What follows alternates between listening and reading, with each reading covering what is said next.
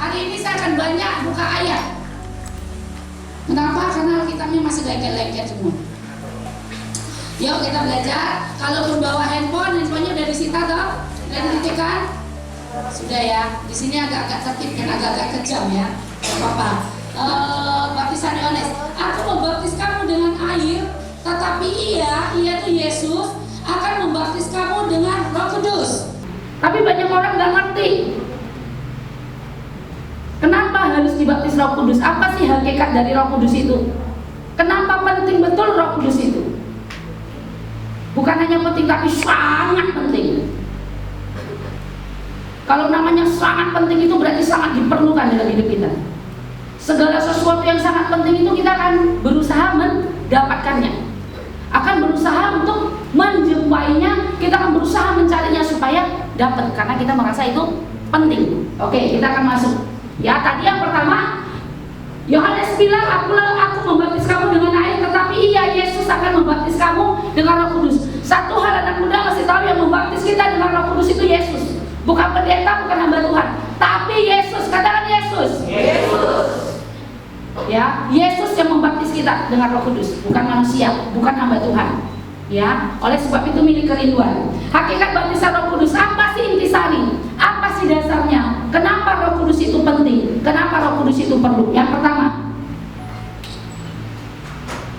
Matius 3 ayat 11. Ini banyak ayat, kalau kalian harus ada catatan. Nanti kalian ulang lagi. Karena pengajaran perlu. Karena kita masih kurang diajar, makanya perlu pengajaran ya. Oke, yuk. Lihat ayatnya ya. Yohanes bilang gini, aku mau baptis kamu dengan air sebagai tanda pertobatan. Berarti baptisan air itu adalah tanda pertobatan. Berikutnya, tetapi ia, yaitu Yesus, yang datang kemudian daripada Yohanes, lebih berkuasa daripadaku, kata Yohanes, dan aku tidak layak melepaskan kasutnya, yaitu kasutnya Yesus. Yesus akan membaptiskan kamu dengan Roh Kudus dan dengan api. Jadi sepaket. Kalau menerima baptisan Roh Kudus sekaligus baptisan api. Baptisan Roh Kudus, kepenuhan roh, dibaptis roh dengan tanda awal berbahasa roh. Nanti kita belajar. Baptisan api itu pemurnian, pengudusan, ya, supaya kita mampu untuk hidup seperti yang Tuhan mau. Tanpa Roh Kudus kita nggak akan mampu. Kita nggak akan mampu. Kita belajar. Oke? Masih waras ya semua ya. Jangan ada yang ngantuk ya, tolong ya. Jangan ada yang ngantuk. Ini memang kalau belajar memang agak nggak enak, tapi nggak apa-apa. Kisah 2 ayat 2 sampai 4.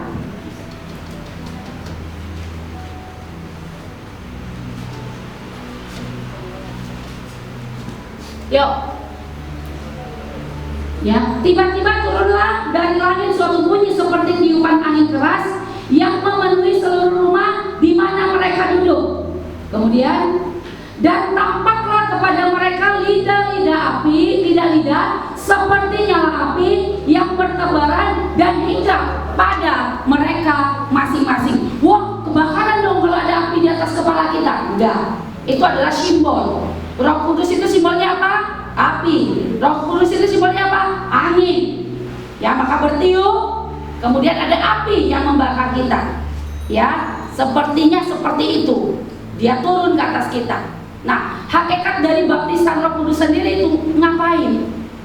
Seperti apa? Tujuannya, dasarnya itu apa? Yang pertama kita perlu tahu, yang membaptis kita itu adalah Tuhan Yesus itu sendiri. Yang membaptis kita dengan Roh Kudus itu Tuhan Yesus sendiri. Hamba Tuhan hanya dipakai untuk menopangkan tangan saja. Itu harus menjadi catatan anak-anak muda. Karena banyak pengajaran di luar sana, apalagi di YouTube banyak terbuka bahwa bahasa roh itu bisa diajarkan, bisa dihafalkan. Saya mau pastikan dengan jelas buat anak muda, bahasa roh itu tidak diajarkan, tetapi dibaptis, diberikan oleh Tuhan Yesus itu sendiri kepada setiap kita masing-masing. Amin. Harus yakin, kokoh dengan ini ya. Jadi kita nggak terlalu mengambilkan. Nanti ada pengajaran, enggak. Ini ajaran Alkitabiah yang saya kasih ayatnya tadi semua ada. Yesus sendiri yang membaptis kita. Oke, ayat ke lanjutannya ya. Maka penuhlah mereka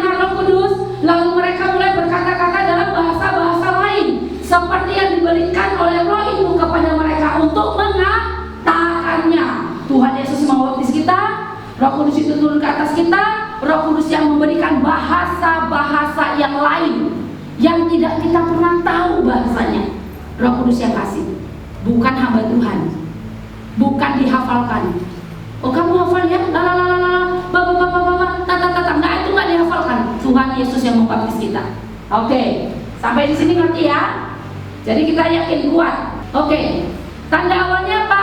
Berbahasa roh. Yuk kita lihat ayatnya yuk. Kisah 10 ayat 44 sampai 48. Lihat ayatnya dia, keren loh. Ketika Petrus sedang berkata demikian, turunlah Roh Kudus ke atas semua orang yang mendengarkan pemberitaan itu. Jadi ketika Tuhan Yesus menyampaikan pemberitaan itu, maka Petrus menyampaikan pemberitaan tentang Roh Kudus, maka mereka percaya, Roh Kudus turun ke atas mereka. Lanjut ayatnya, dan semua orang yang percaya dari golongan bersunat yang menyertai Petrus tercengang-cengang karena melihat bahwa karunia Roh Kudus dicurahkan juga ke atas bangsa-bangsa lain. Lanjut, sebab mereka mendengar orang-orang itu berkata-kata dalam bahasa roh dan memuliakan Allah. Lalu kata Petrus, bolehkah orang mencegah nih? Lihat nih, kadang-kadang kan gini, aku kan gak karismatik loh. Lihat ini ayatnya, bolehkah orang mencegah untuk membaptis orang-orang ini dengan air sedangkan mereka telah menerima Roh Kudus sama seperti kita? Dengar baik, ada kalanya duluan dibaptis air, baru dibaptis Roh Kudus. Ada kalanya orang dibaptis Roh Kudus dulu, baru dibaptis sama air. Yang di depan kalian ini dibaptis Roh Kudus dulu, baru dibaptis air. Ya, sampai di sini ngerti. Jadi nggak ada pola yang mana duluan. Yang pasti lahir baru dulu. Ya, kalau nggak lahir baru rohnya mati, bagaimana mungkin Roh Kudus bisa turun ke atas kita? Kalau roh kita aja masih mati, makanya tadi saya tanya, sudah lahir baru belum? Rohnya udah hidup. Kalau rohnya udah hidup, baru bisa terima Roh Kudus. Kalau tidak bisa, ya roh lain nanti. Oke. Nah, tanda awalnya adalah berbahasa roh. Kita tutup dengan ayat Kisah 8 ayat 14 sampai 17. Oke. Kita panjang gitu soalnya. Dapat. Ketika rasul-rasul di Yerusalem mendengar bahwa tanah Samaria telah menerima firman Allah, mereka mengutus Petrus dan Yohanes ke situ. Lanjut. Setibanya di situ, kedua rasul itu berdoa supaya orang-orang Samaria itu beroleh Roh Kudus. Lanjut. Sebab Roh Kudus belum turun di atas orang pun di antara mereka, karena mereka hanya dibaptis dalam nama Tuhan Yesus. Oke, saya akan tutup seperti ini. Tutup di modul ini. Hakikat dari baptisan Roh Kudus itu apa? Bahwa Roh Kudus itu adalah milik semua orang yang percaya, yang sudah menerima Yesus sebagai Tuhan dan Juru Selamat. Dia turun. Jadi Roh Kudus itu diberikan ke semua manusia yang sudah bertobat ataupun belum bertobat. Roh Kudus dicurahkan. Tapi yang dibaptis sama Roh Kudus itu kalau yang menerima. Dapat ya? Dapat nggak? Ngerti nggak sampai di sini? Kan Roh Kudus itu sekarang saya tanya dulu, Yesus mati buat semua orang nggak? Mau apapun agamanya. Kalau jenisnya orang, Yesus mati buat dia. Benar nggak? Tapi yang menerima kuasa siapa? Yang menerimanya diberinya kuasa menjadi anak-anak. Roh Kudus pun begitu. Roh Kudus buat siapa? Buat semua orang, karena itu janji Tuhan. Kitab Yoel berkata, pada hari-hari terakhir Tuhan akan mencurahkan rohnya ke atas semua. Nggak ada yang di situ ke atas orang-orang Kristen, ke atas semua manusia. Tapi kapan Roh Kudus itu berdiam di diri manusia? Ketika kita menerimanya. Tanda awalnya apa? Bahasa roh. Ya, tanda awalnya berbahasa roh. Nangkap ya sampai di sini, jelas nggak kira-kira? Yang abu-abu kan? Oke, lanjut. Kalau sini udah jelas, udah enak. Yang kedua, proses menerima baptisan Roh Kudus. Ini prosesnya. Kisah 2 ayat 38. Yuk, jawab Petrus kepada mereka, apa yang dilakukan? Agak kuat sih kalau kita bilang bertobatlah itu, ya kan? Bertobatlah dan hendaklah kamu masing-masing memberi dirimu dibaptis dalam nama Yesus Kristus untuk pengampunan dosamu, maka kamu akan menerima karunia Roh Kudus. Lanjutannya berikutnya adalah bertobat dan menerima Yesus sebagai Tuhan dan Juru Selamat. Itu prosesnya yang pertama. Ya, untuk menerima Roh Kudus yang pertama prosesnya. Tadi kan hakikat baptisan Roh Kudus. Bahasa Roh Kudus itu buat siapa aja? Bahasa Roh Kudus itu buat siapa? Ya, supaya kita yakin itu bukan milik gereja, tapi milik orang-orang percaya yang Tuhan sudah kasih. Ya kan, itu akan turun kalau kita menerima. Ini saya misalnya gini, saya punya uang 5 miliar, saya punya uang nih 5 miliar. Siapa yang mau? Kan Roh Kudus itu diberikan ke atas semua manusia, tapi yang menerimanya, benar nggak? Semua penerima Roh Kudus mau, tapi nggak mau membuka hati. Saya tanya tadi, saya punya uang, siapa yang mau, tapi tetap duduk di situ, kamu nggak terima sampai kapanpun. Ngerti ilustrasinya tadi? Ngerti? Udah capek nggak dapat lah. Memang nggak rezeki kalian ini. Oh, aku minta ampun ya Tuhan, mau berkatinya, tapi mereka nggak ngerti, ya sudahlah. Oke, nanti ada lagi kesempatan. Makanya peka ya, jangan peka. Ya, peka sama peka itu beda-beda tipis, beda lika aja. Ya, jadi peka, jangan peka. Bilang sama sampingnya, jangan peka kau. Apalagi tumpian. Oke ya. Oke. Yang kedua, miliki rasa haus dan kerinduan akan Roh Kudus. Ya, haus, rindu, kepengen, gitu ya. Kadang-kadang kebalik, takut aku. Kenapa pula begitu tadi lompat-lompat? Dekatinya aku pula. Kenapa ini? Nah, kalau takut nggak dapet. Nah, kita mesti punya hati yang haus, hati yang lapar, hati yang rindu mau dipenuhi Roh Kudus. Miliki rasa haus dan kerinduan akan Roh Kudus. Ya, buka Yohanes 7 ayat 37 sampai 38. Dan pada hari terakhir, nih lihat nih. Lo mau datang, bilang sama kiri kanan, lo mau datang, kau udah Roh Kudus belum bilang.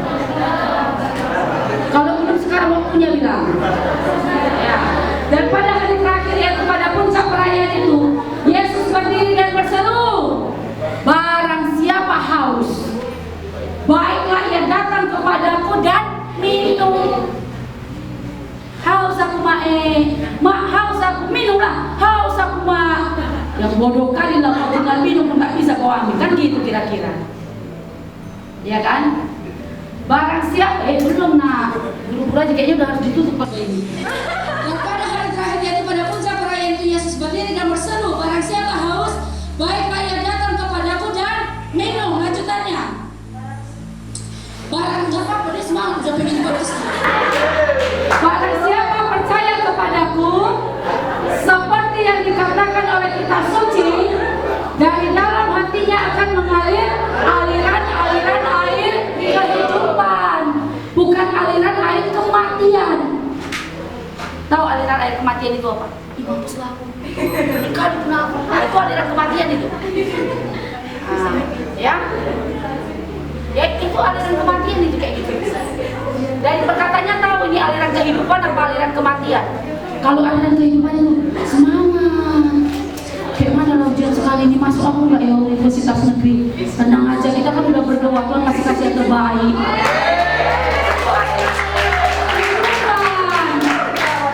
Aliran kematian, iyalah. Kayak mana kau bisa masuk universitas negeri kau bodoh kali? Itu aliran kematian itu. Menjauhlah dari dia, dekatkan kasih Tuhan sama dia. Ya, dia perlu kasih Tuhan. Ya, kita harus pastikan mulut kita ini alirannya aliran air kehidupan. Aliran kematian. Tuhan bilang, ya, barang siapa percaya kepada Yesus, seperti yang dikatakan oleh kitab suci, dari dalam hatinya akan mengalir aliran air kehidupan.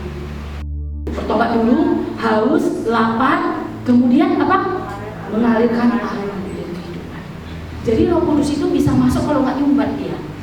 Kalau nyumbat nggak bisa masuk. Misalnya gini, Roh Kudus sudah dalam diri. Allah, kau kan cakap kau. Nah ya, kan cakap kau. Sekali kau rohani depan itu takut ya kau, banyaknya dosa, banyaknya video-video tak perlu digeleng. Stop dia. Enggak, Roh Kudus nggak balik, setia jadi tunggunya sampai kau buka pintu. Roh Kudus nggak kemana-mana, itu situ ada dia, tunggunya tapi nggak masuk dia. Nah, ngerti ya? Dia nggak masuk di situ jadi dia. Nah, kalau orang tanya sama saya, Tuhan Yesus ada nggak di diskotik?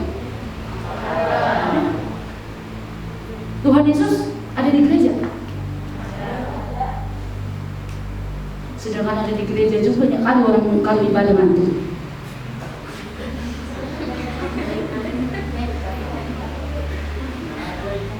Kalau lagi ibadah suruh buka Alkitab yang dibukanya WhatsApp, Instagram, Facebook, dan lain-lain segalanya. Bedanya Tuhan Yesus hadir di tempat-tempat gelap untuk melihat dan menghakimi.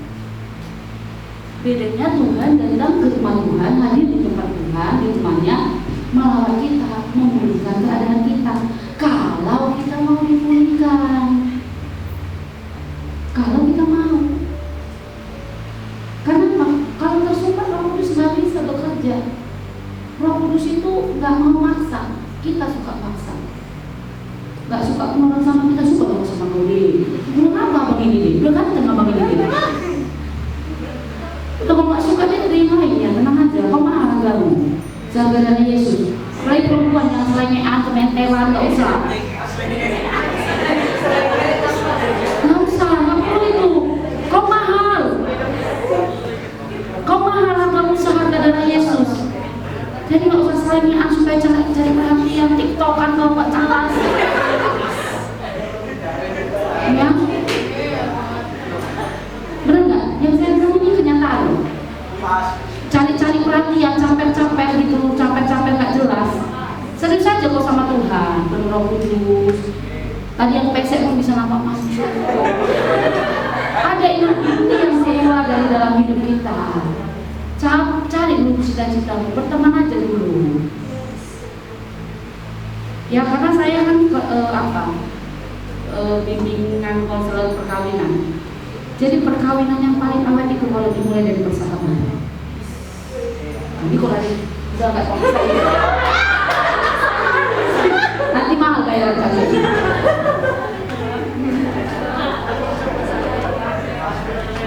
Oke, yuk lanjut. Tadi apa? Bertobat, udah lahir baru, memiliki rasa haus dan merindukan Roh Kudus. Yang ketiga, menantikan dalam doa, pujian dan penyembahan. Makanya kalau disuruh menyembah jangan. Nah itu nggak nanti. Kalau nanti masih lulus. Yesus, Yesus, Kau berarti bagiku. Oh Yesus, Yesus. Saya nggak sabar kalau lulus lagi. Tapi coba.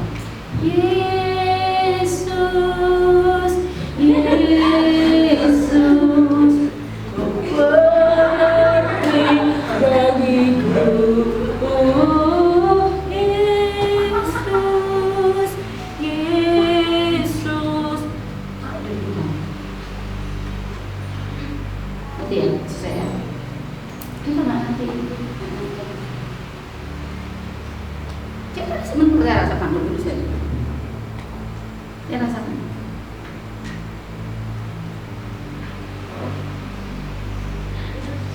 1 Tesalonika 5 ayat 17 sampai 18.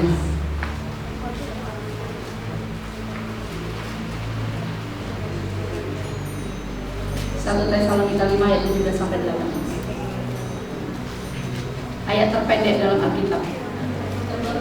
Tetaplah berdoa. Kita enggak, tetaplah menipu. Menipu diri sendiri, pura-pura bahagia padahal tak bahagianya kau.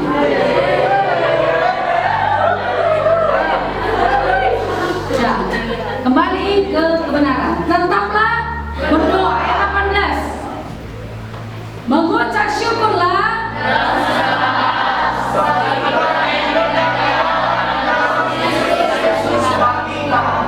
Tetaplah berdoa dan mengucap syukur.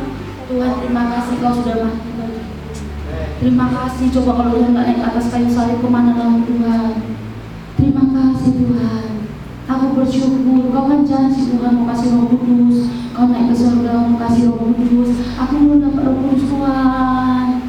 Baptislah aku dengan Roh Kudus-Mu. Nah, itu namanya mengucap syukur. Ya temanku si Anu udah dibaptis Roh Kudus, aku kok udah 5 tahun gak baptis Roh Kudus. Tolonglah. Itu dia menanti-nantikan Tuhan dalam doa, pujian dan penyembahan. Jadi gak ada lagi kalau kita menyembah. Gak ada lagi. Kenapa? Karena kita butuh Roh Kudus. Mau yang lain nyungsep, nangis, lari ke sana, biarin. Aku pokoknya kalau gak penuh Roh Kudus aku gak berhenti Tuhan.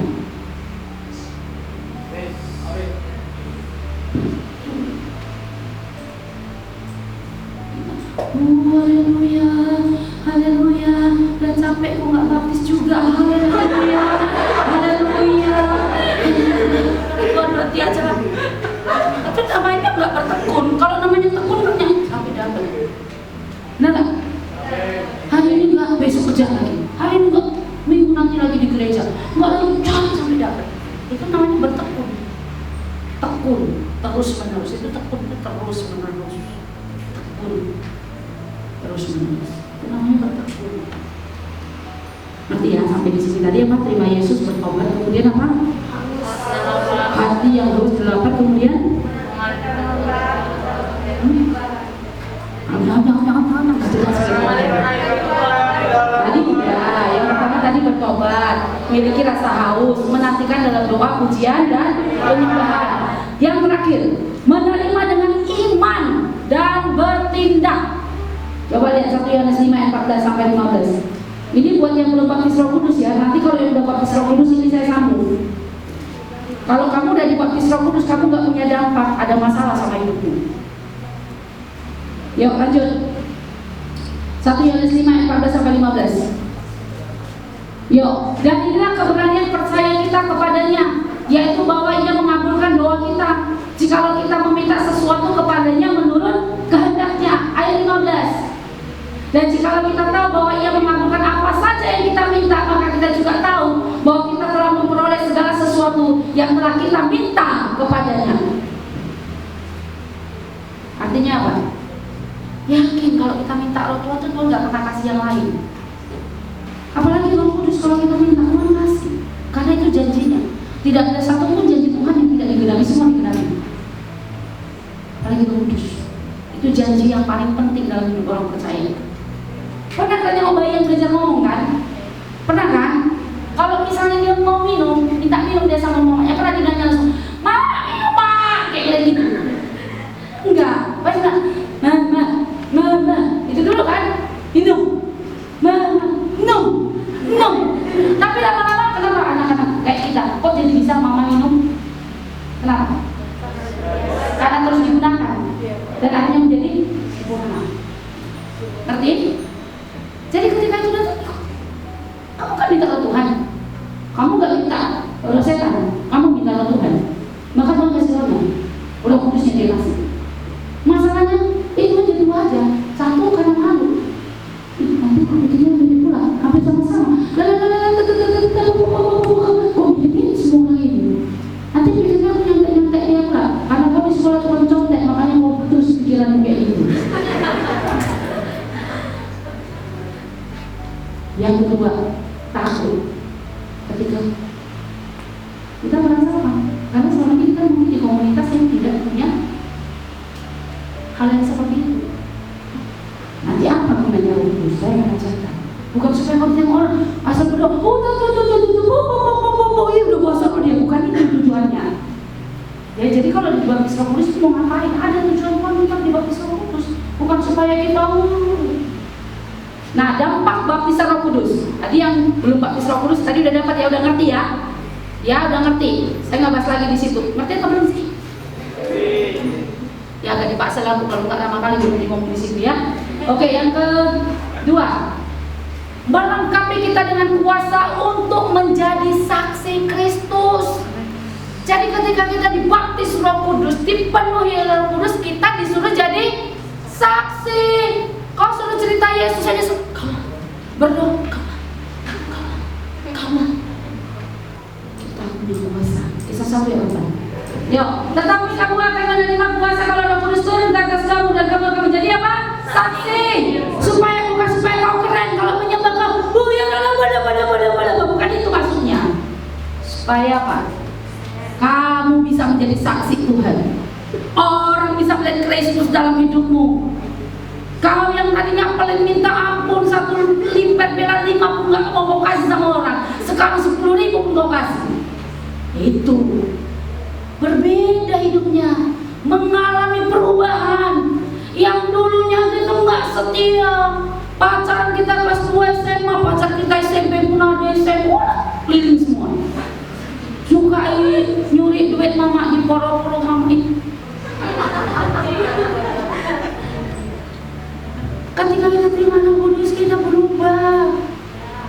Hidup kita mengalami perubahan. Orang bisa lihat, kenapa si Ucok itu enggak apa-apa lagi dia sekarang ya? Kita apain pun dia sabar kan? Tapi percuma lah kalau kita di gereja. Oh ya kalau pulang nunggu angkot ongkos 5.000, kita kasih 3.000.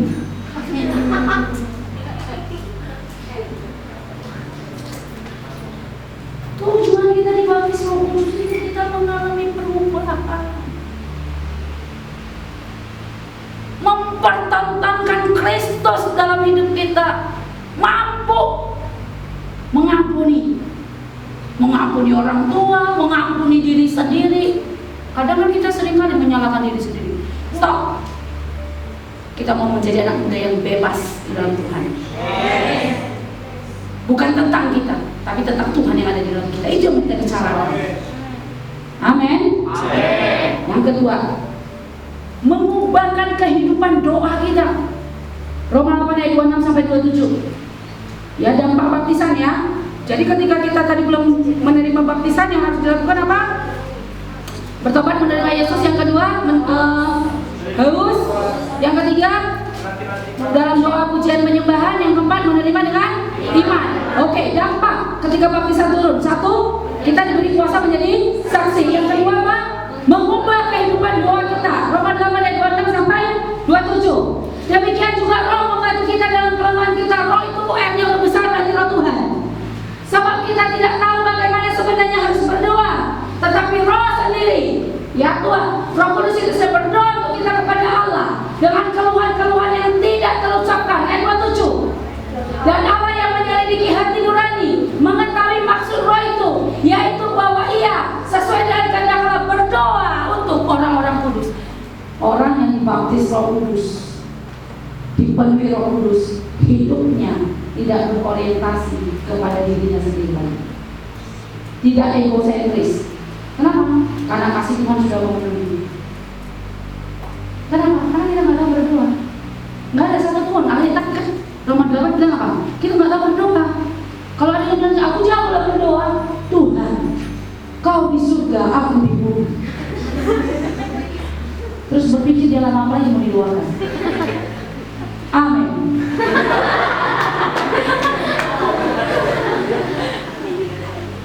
Karena kita yang nggak tahu berdoa. Jadi kalau doa kita selama ini, ya kalau kita doa selama ini adalah puitisme. Hanya akal budi kita merangkai kata supaya kelihatan bagus. Kenapa? Karena tujuan doanya supaya didengar orang, bukan didengar Tuhan. Kalau nggak tahu misalnya aku berdoa diketahui orang aku, makanya aku hafal doaku. Jadi bukan lagi berdoa, tapi membaca doa. Beda nggak? Membaca doa itu doa yang dihafalkan itu membaca namanya.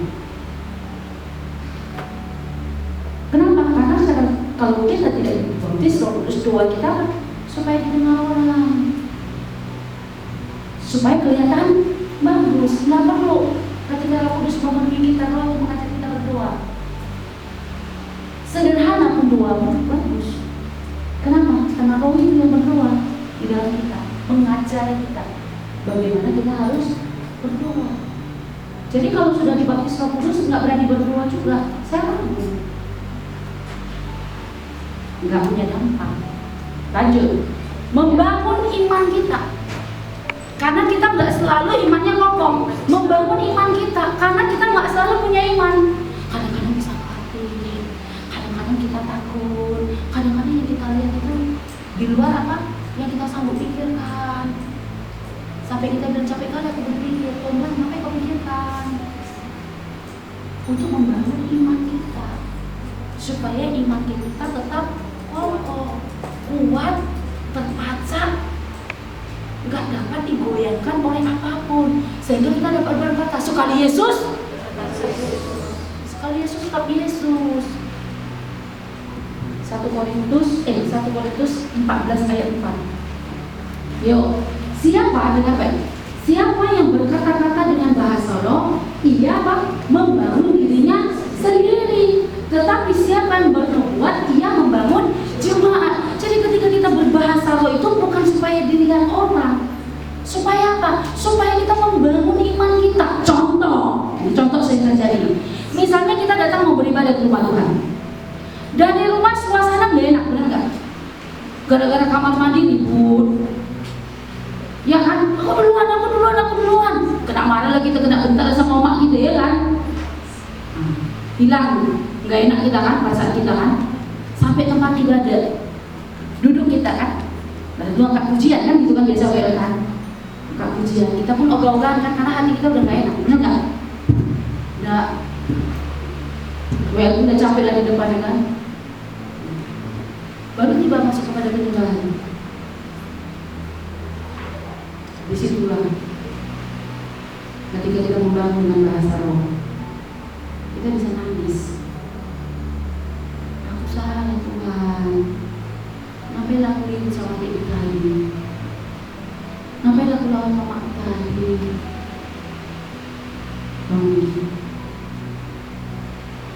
Pulang dari tempat sini, pulang dari tempat ibadah kan terjadi imannya sudah kokoh. Pulang sampai di rumah bisa bersukacita lihat orang-orang yang tadi melukai kita.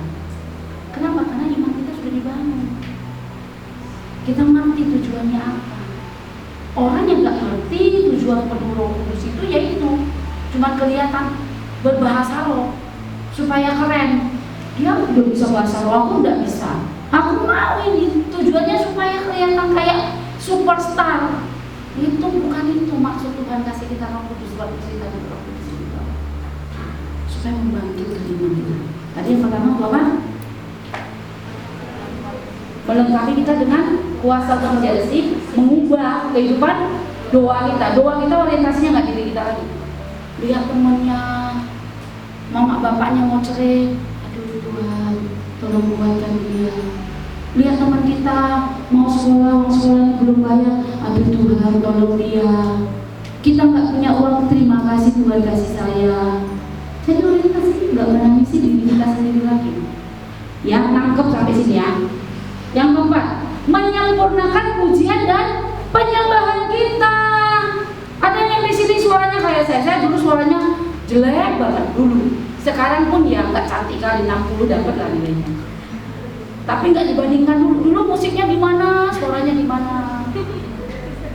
Nggak tahu nada, nggak tahu aku gini apa gimana. Ya, tapi ketika Roh Kudus hadir, ada mazmur yang keluar dari mulut. Awalnya saya dulu dibaptis Roh Kudus awalnya itu,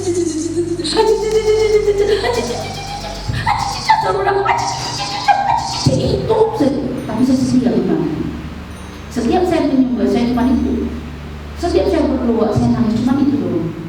Tuhan tambahkan sedikit, agak panjang. Udah 15 tahun dibaptis Roh Kudus. Kalau masih berarti jangan menggunakan itu. Coba anak umur 3 tahun belajar mama minta minum, asik, mama tak minum, dari 15 tahun mama tak minum. Berarti ada masalah. Berarti bahasa di dalam dirimu itu nggak berdampak. Benar nggak? Oke, berikutnya. Ya, tadi apa? Menyempurnakan pujian dan penyembahan, sehingga pujian penyembahan kita itu menjadi sempurna. Sehingga yang sampai itu bukan lagi yang kita mau, tapi yang Tuhan mau. Ngapain? Kemuliaan bagi Dia, pujian bagi Dia, keagungan bagi Dia. Supaya kemuliaan itu apa? Menutupi kita yang nggak mulia ini. Itu tujuannya. Ya, nangkep ya. Yang berikutnya, meningkatkan kepekaan rohani ayatnya, ayo kita lihat yuk. 1 Korintus 14 ayat 2. Siapa yang berkata-kata dengan bahasa roh tidak berkata-kata kepada manusia. Jadi bukan ya apa biar dia ya apa biar tahu dia dulu udah bahasa roh ini. Enggak perlu itu. Ya, enggak perlu, tadi kita udah belajar itu ya. Itu untuk membangun diri kita sendiri. Ya, bukan dipertontonkan kepada orang. Itu membangun kita, di wadah kita. Ya, di tempat orang-orang Tuhan, anak-anak Tuhan berkumpul untuk memuliakan Tuhan dan membangun iman kita secara pribadi kepada Tuhan. Ya, nanti ke pajak dan pilih bawah, ya apa. Iya. Dibikin orang latihan udah Babylon. Baru apalagi, tetapi kepada Allah, sebab tidak ada seorang pun yang mengerti bahasanya oleh roh yang mengucapkan apa? Hal-hal yang rahasia. Yang rahasia kita sampaikan sama Tuhan. Iya Tuhan, ini dia Tuhan dosa kesayangan ini Tuhan, ini dia Tuhan. Dosa kesayangan ini Tuhan, tak ada yang tahu kemarin, kamu nggak tahu ini Tuhan. Tapi sampaikan dengan Tuhan kepada Tuhan. Aku mau lepas Tuhan, ini gak betul ini Tuhan, ya itu dia. Apa? Dikatakan tadi apa? Meningkatkan apa? Kepekaan rohani. Melihat orang lain peka. Ya, saya punya kesaksian ini. Saya dulu ada uang, makanya saya terinspirasi sama uang 100.000 itu kayak gini ceritanya. Jadi ini udah akhir bulan, uang saya tinggal 100.000 waktu itu. Terus kami ibadah di satu tempat ibadah, ada satu bapak-bapak duduk di depan ujung, saya di sini.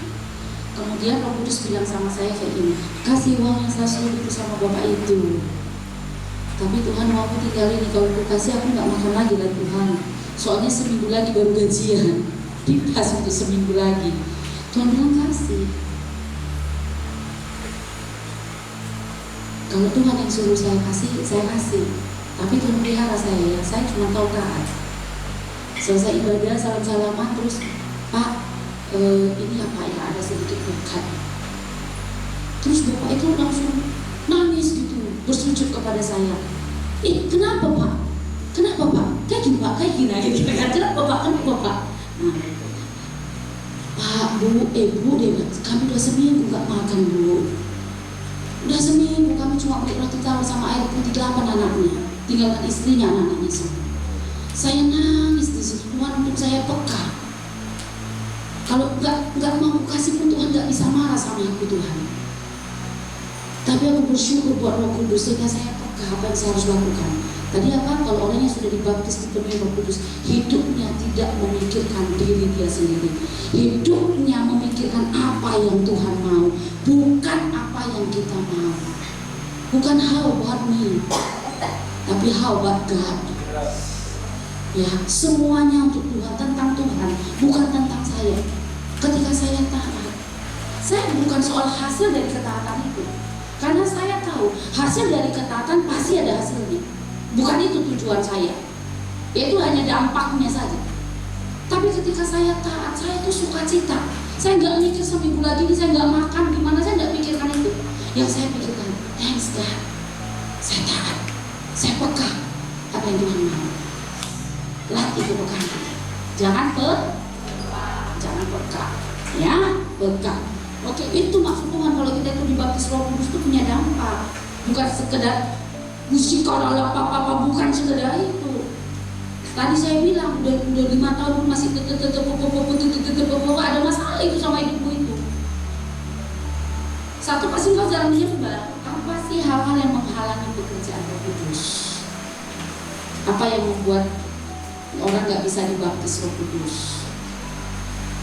Atau setelah dibaptis tidak lagi berjalan bersama dengan Roh Kudus?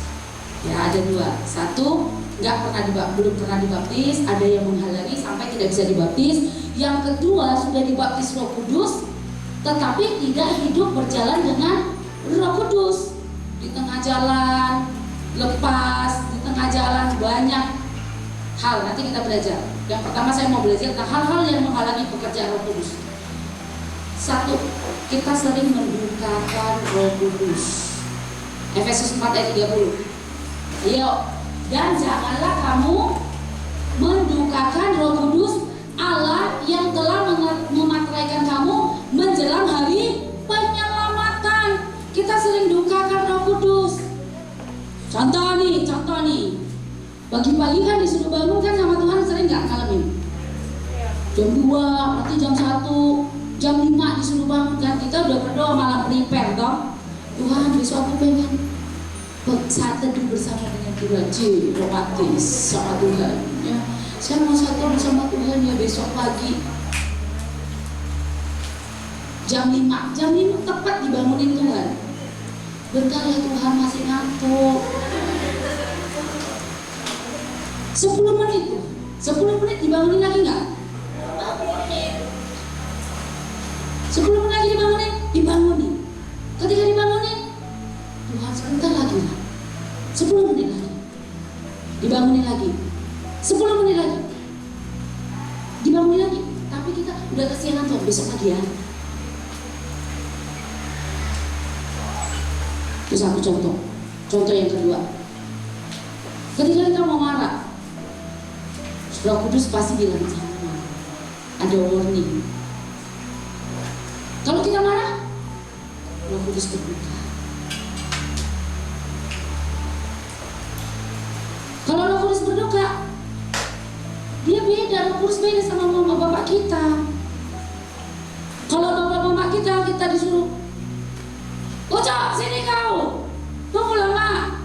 Ih, banyak kali kau, sini kau, bilang kemari kau gak mau kau." Pasti makin marah supaya kita datang. Betul nggak? Roh Kudus juga. Kalau dia panggil kita nggak datang. Kalau dia nasihati kita nggak ikut, ya dia lama-lama diam, jangan bicara lagi. Lama-lama diam. Pernah ngerasain itu? Terus cari kamu lagi. Aku udah kering kali nih, terus sama hidup gue. Lalu lah kita sama lakukan bersama juga, kata kawan. Tunggulah sahabat ya, satu hari bersama dengan Tuhan di situ kita curahkan. Setahun sekali kalian sahabat, peninglah kalian. Baru setahun sekali baru penuh Roh Kudus, peninglah. Ya, mendukakan Roh Kudus. Yang kedua, memadamkan roh. 1 Tesalonika 5 ayat 19. Oke, janganlah padamkan roh. Jadi Roh Kudus itu kalau dia kasih kita peringatan, kita nggak mau dengar, dia diamin. Kita nggak cari, diam terus. Artinya padam.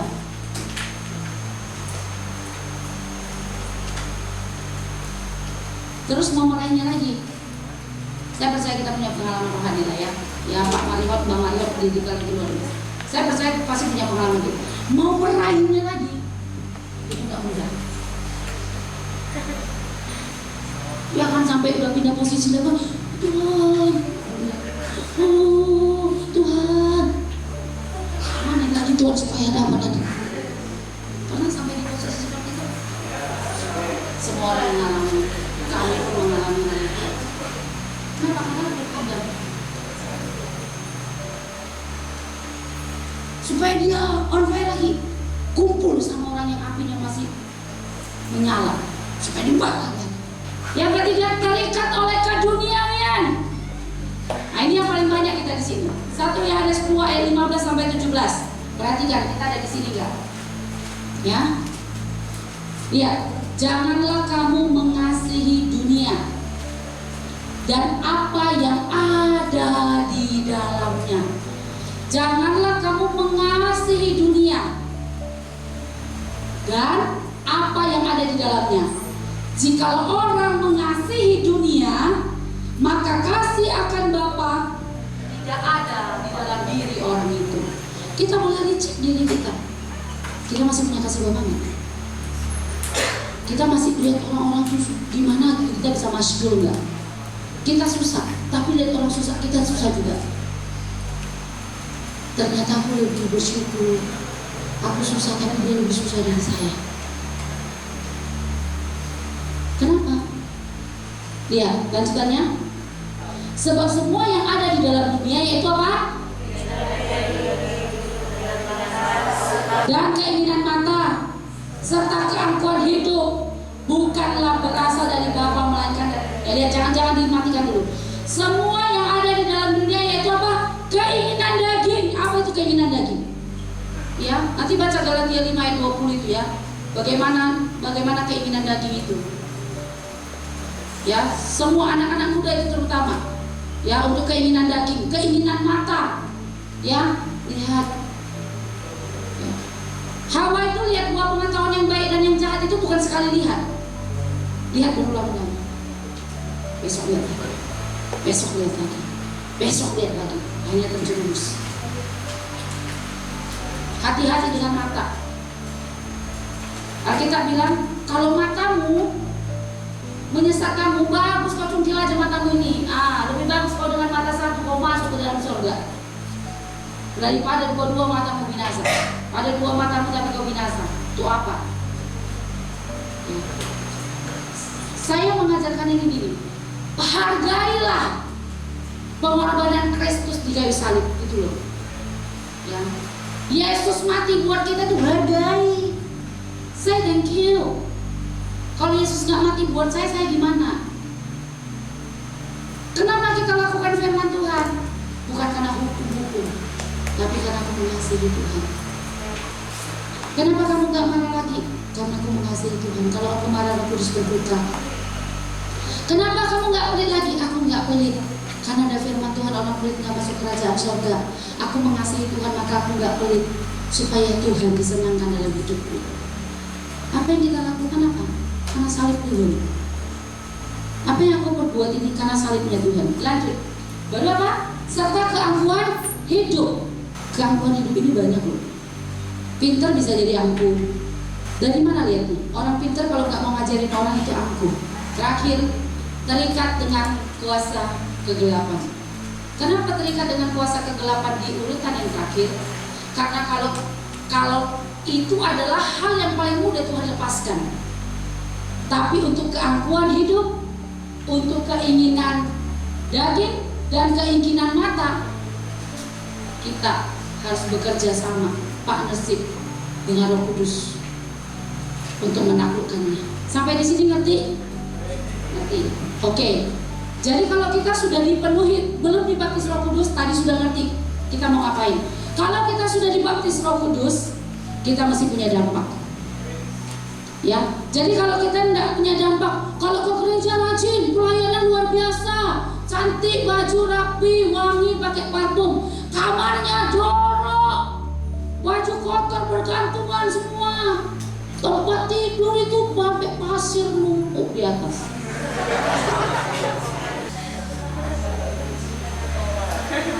Kalau aku bilang sama kalian, pergi pun kalian melayani tidak berkati Tuhan kalian kalau kayak gitu, betul. Kalau mau nggak jadi saksi di rumah, bereskan dulu rumahnya. Bersihkan gereja yuk, rajin calling aku dia. Kalau di rumahnya dan kalian tahu, sarang apa banyak kali nggak bersihkan. Ya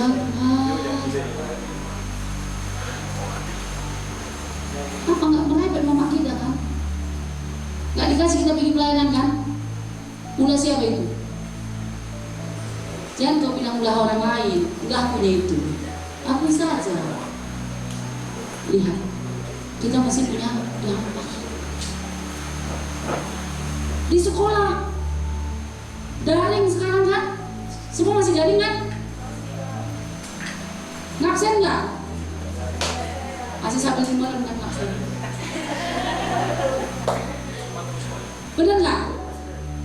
Ada, jangan ngaruh kalian. Balik berubah. Orang yang dibaptis Roh Kudus hidupnya berdampak. Jadi dia gini, terima Yesus, dibaptis Roh Kudus. Tanda awalnya apa tadi? Bahasa roh. Setelah dibaptis Roh Kudus, dia dipenuhi oleh Roh Kudus, berjalan dengan Roh Kudus, kemudian menghasilkan buah Roh Kudus. Orang tuh lihat hasilnya loh. Dia nggak lihat kamu raba-raba, papa-papa, si kananana, nggak ditengoknya itu. Yang ditengoknya sabar nggak?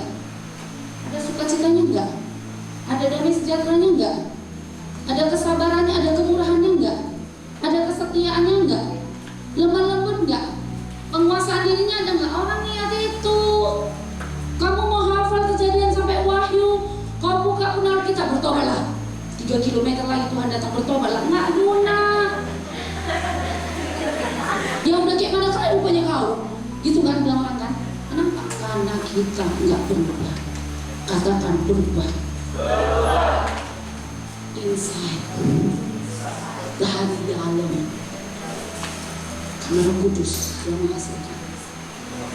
Supaya buahnya asli, nggak KW.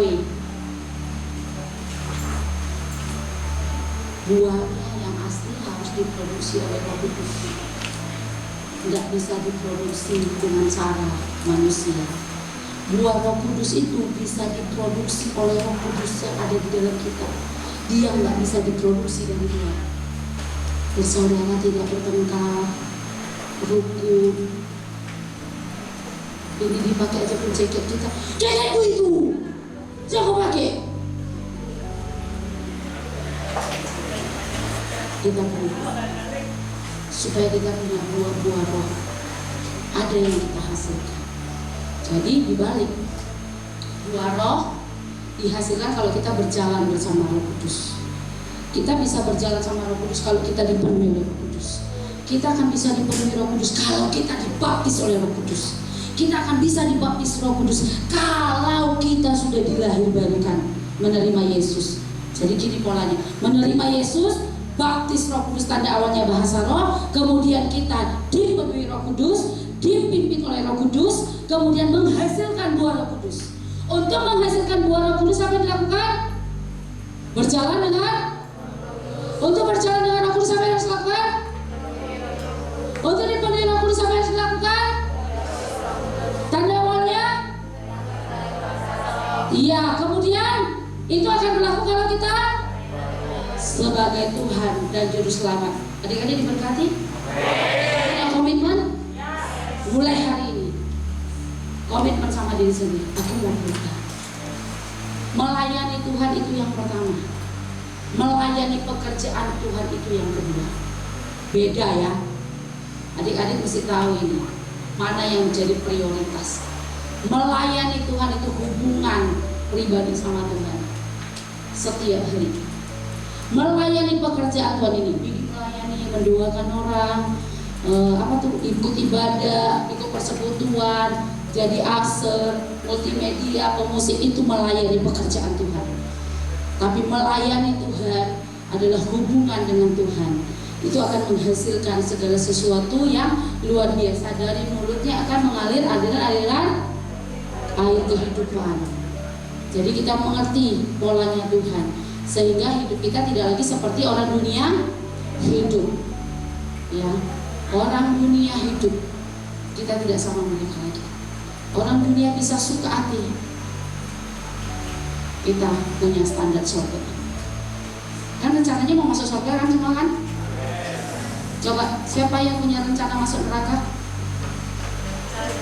Oke, kalau semua mau masuk surga, di surga punya aturan surga. Dimulai dari mana? Ketika kita ada di bumi. Jadilah kehendakmu di bumi seperti di surga. Hiduplah di bumi seperti di surga, supaya nanti masuk surga nggak kaget. Kalau perbada di bumi berubah, jangan perbada lagi, karena di surga nggak ada perbada. Nanti ya maksudnya ya, kita berubah. Anak-anak muda berubah. Kalian orang-orang hebat. Saya seusia kalian itu masih di paret-paret. Artinya di paret-paret itu entah berantah di mana. Saya umur 30 sekian baru datang sama Tuhan. Saya menyesal kenapa nggak dari dulu datang sama Tuhan. Oleh sebab itu hari ini kesempatan, waktunya dilihat. Tidak ada cara lain. Yang belum terima Roh Kudus hari ini terima. Tadi sudah ada caranya, sudah dikasih tahu. Yang sudah baptis Roh Kudus sudah lama kering kerontang, minta ya dibakar kembali. Yang sudah dibaptis Roh Kudus, saya undang well naik ke atas.